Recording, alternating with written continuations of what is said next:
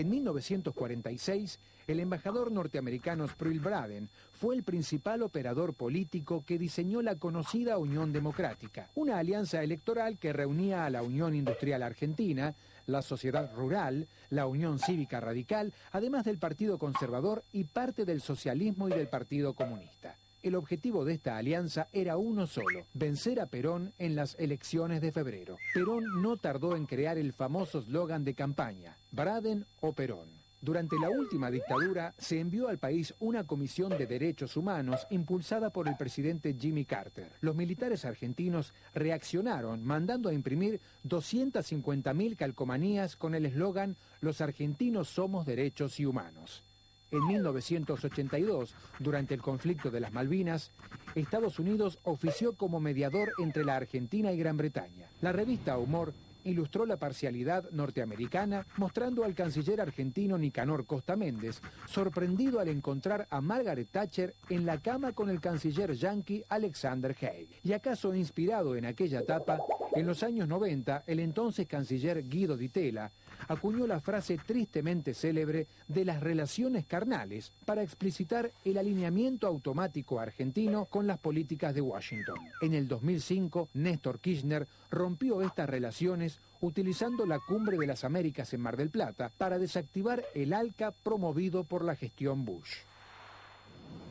Vale la pena detenernos un poco en los 90, en lo que eran aquellas relaciones carnales, toda una historia muy especial, que de todas maneras es bien distinta a la de esta época, porque una de las cosas que alivia es que la Embajada de los Estados Unidos escribe sobre la política, sobre las relaciones, sobre el periodismo, etcétera. Recibe periodistas que van de rodillas a la embajada a pedir algo o a enterarse de algo para difundirlo o a preguntarles qué quieren que digamos.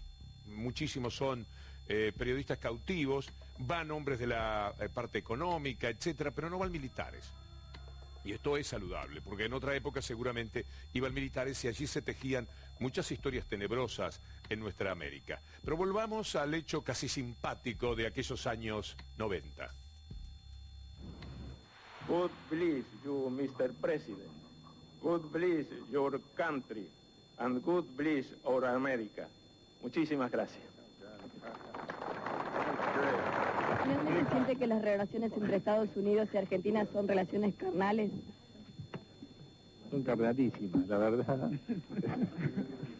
ya tienen título.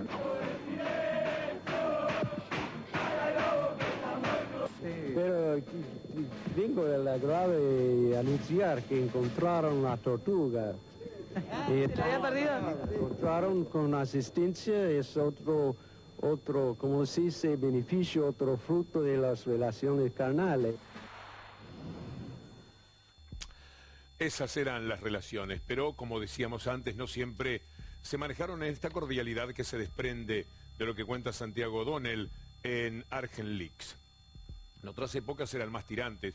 Hace no mucho tiempo vi la obra de teatro con el formidable Luis Brandoni, ¿Quién va a pagar todo esto?, la obra que habla de la maravillosa personalidad que fue en la historia de la política argentina Arturo Illia.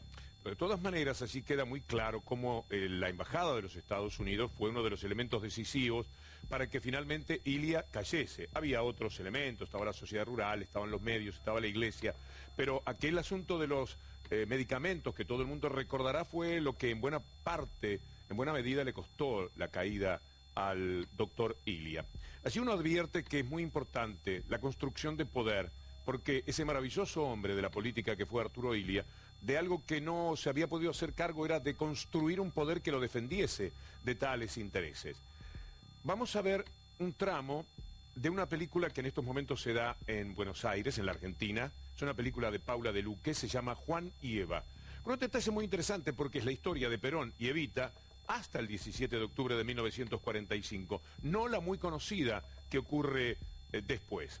En ese tiempo comienza de alguna forma a producirse el enfrentamiento de Braden y Perón. Está muy bien recreado en la película por dos actores excelentes, Osmar Núñez, que es Perón, y Alfredo Casero, que es Braden. ¿Cómo tengo que llamarlo?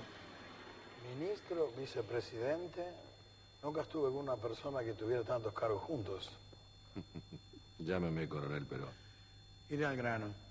Coronel Perón, al declarar la guerra a Alemania y a Japón, también su gobierno ha incautado bienes y empresas de ese origen. Así es, embajador. Precisamente mi gobierno cree tener derechos merecidos sobre esos bienes. Reclamamos la reasignación de esas empresas al Estado americano. La reclaman. Lo exigimos oficialmente. ¿Es esa su única preocupación? No. También nos preocupa el tema de las aerolíneas, ya que tienen una importancia cada vez mayor para la integración del mundo.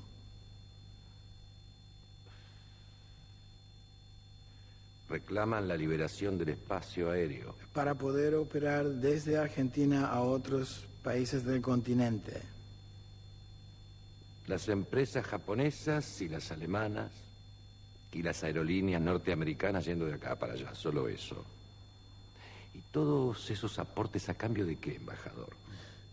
Mi gobierno sabe reconocer a sus amigos. Qué bien. Vea, Perón, Washington no pondría ningún inconveniente para una eventual candidatura a la presidencia.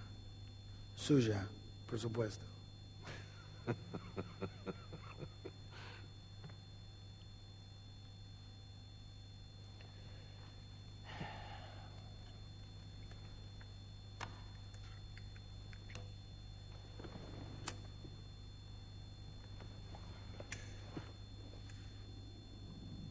Condal.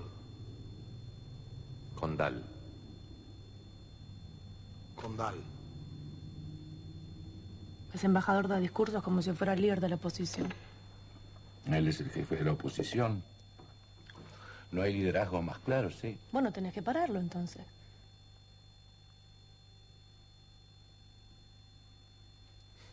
Como si fuera tan fácil, ¿no? Es el embajador del país que acaba de ganar la guerra contra Alemania. Es un poco más complejo, ¿sabes?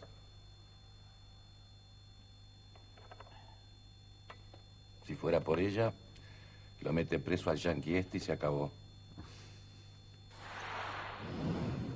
Esa última expresión, y quién diría que no, de Julieta Díaz como Evita, es también una síntesis del el perfil que ya iba asumiendo la personalidad política que en el futuro iba a hacer tanta historia en la Argentina.